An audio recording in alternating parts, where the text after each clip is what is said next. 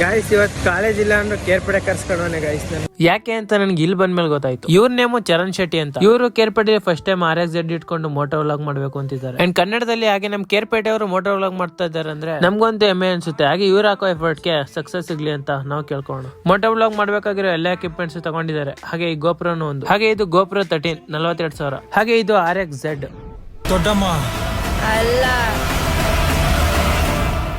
ದೊಡ್ಡಪ್ಪ.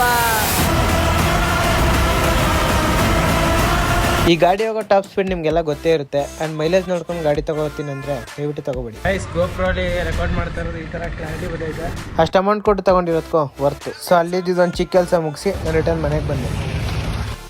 ಏನ ನೀನು ನಂತರ ಕುಯ್ದು ಬಿಟ್ಕೊ ಹುಚ್ಚ ಆಯ್ತಿದ್ಯಾ, ದೇವದಾಸ ಆಯ್ತಿದ್ಯೇನೋ ಗುರು. ನಂದು ಓನ್ ಸ್ಟ್ರೈ ಬ್ರೋ. ಗಾಯ್ಸ್ ಇವಾಗ ನಾವು ಹೋಗ್ತಾ